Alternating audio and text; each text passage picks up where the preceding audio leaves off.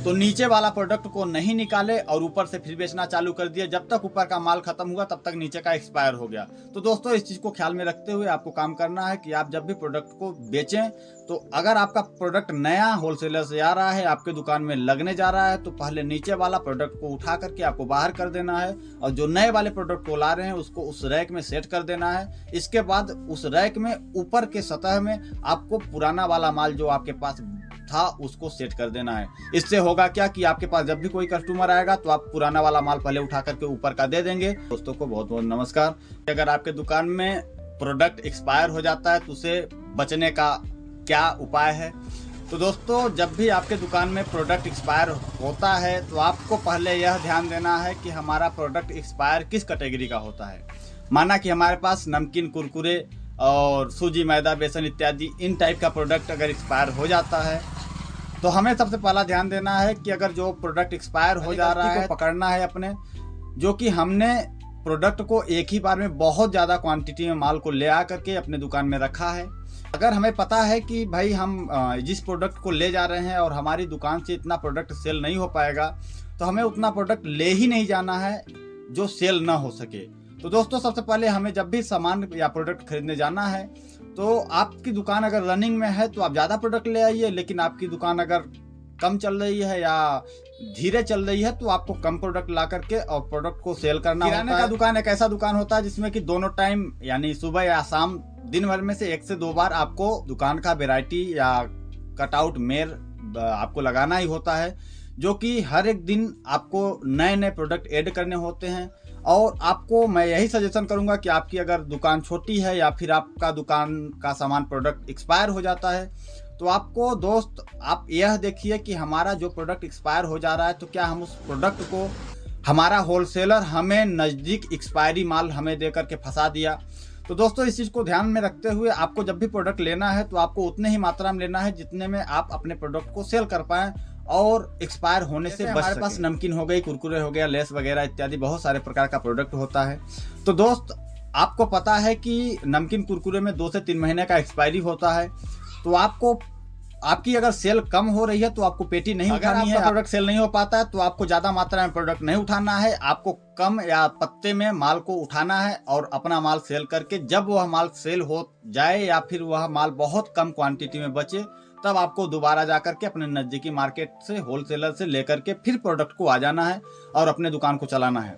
दोस्त ऐसे करके आप अपने एक्सपायरी प्रोडक्ट से बच सकते हैं। दूसरा उपाय है, जैसे कि माना हमारे पास पार्ले जी की बिस्किट है और पहले का स्टॉक जिस रैक में रखा हुआ है हम उस स्टॉक को ख़त्म न किए और उसी स्टॉक में जब दूसरा प्रोडक्ट लाए, जब दूसरा पेटी लाए तो हम उसी रैक में उस पेटी का भी माल खोल के डाल दिए। नीचे वाला माल नीचे ही पड़ा रह गया और ऊपर वाला माल ऊपर हो गया।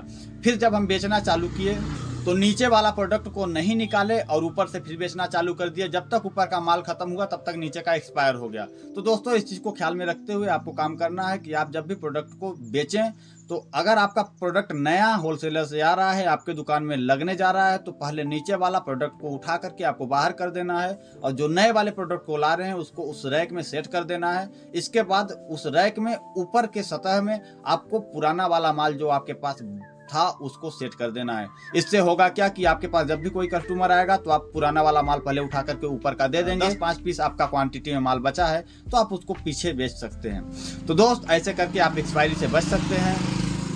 और आपको कोई भी प्रोडक्ट खरीदने से पहले इस चीज़ का जरूर ध्यान रखना है, जब आप होलसेलर के पास जाएंगे तो आपका होलसेलर आपको प्रोडक्ट देता है तो वो होलसेलर के पास से भी बहुत सारे प्रोडक्ट एक्सपायरी हमको मिल जाते हैं। तो एक्सपायरी माल हमको बिल्कुल नहीं लेना है, चाहे वो फ्री में क्यों न दे।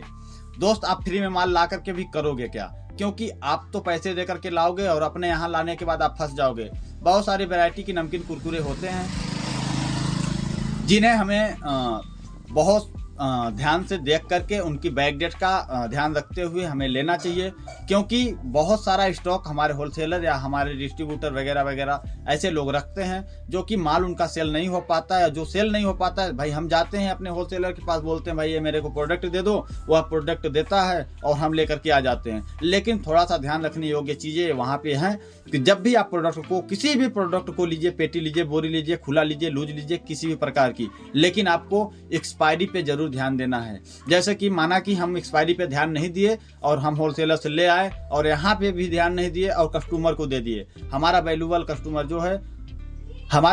कस्टमर जो है वो हमसे प्रोडक्ट ले गया और घर ले जाने के बाद बोलता है भाई आपका तो प्रोडक्ट एक्सपायर है।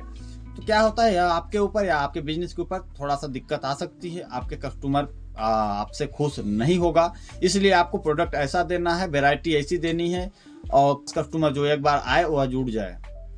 तो दोस्तों हमेशा आपको अपने काम पे ध्यान देना है। और दूसरी बात रह गई कि आपको प्रोडक्ट लेने से पहले एक्सपायरी या बैक डेट का ध्यान देना बहुत जरूरी है। जब ऐसा आप करेंगे तो आपका प्रोडक्ट एक्सपायर होने से बच जाएगा। आपको प्रोडक्ट नहीं लाना है जो कि हमारे दुकान में आने के बाद एक्सपायर हो जाए। अगर आपका रनिंग बिजनेस है तो आप पेटी का पेटी और बोरी का बोरी माल मंगाइए, लेकिन आपका रनिंग बिजनेस नहीं है तो आपको कम से कम क्वांटिटी में माल को मंगाना है और अपने बिजनेस को इंक्रीज करना है। क्योंकि आप जो बेचेंगे उस पैसे को आपको उसी बिजनेस में ही एडजस्ट करना होता है, तभी आपका बिजनेस आगे भागता है। और आपको एक चीज और मैं बता देना चाहता हूं कि आप जिस भी जुड़े उसके साथ दिल से जुड़े। जब भी आपके पास कोई होलसेलर होता है और वह होलसेलर अगर ईमानदार है और आप उसके प्रति ईमानदार हैं तो आपको होलसेलर किसी चीज़ की दिक्कत नहीं होने देता है। वह आपकी हर एक ज़रूरत को और हर एक बात को पूरा करने की कैपेसिटी रखता है। तो दोस्तों आपको अपने होलसेलर को कभी नहीं सेलर से कभी नाराज़गी नहीं जतानी है और ना ही होलसेलर से कभी बातचीत करनी है। जितना हो सकता है आप प्रेम व्यवहार से बात को या काम को निपटाइए। अगर नहीं बनता है तो प्रेम से छोड़ दीजिए किसी को, लेकिन लड़ झगड़ के किसी को छोड़ना हमारा सोल्यूशन नहीं होगा। मैं आपको बताता हूं कि दोस्त हम 5 से 7 साल अपने बिजनेस में टाइम दिए हैं। तो ज़्यादा क्वांटिटी में माल ना खरीद करके कम क्वांटिटी में माल खरीद करके और अपने बिजनेस को बढ़ाना है और कस्टमर को खुश रखना है। जैसे कि हमारे पास बहुत सारे लूज आइटम हो जाते हैं, दाल चावल और मैदा और हमारे सोयाबरी इत्यादि चना।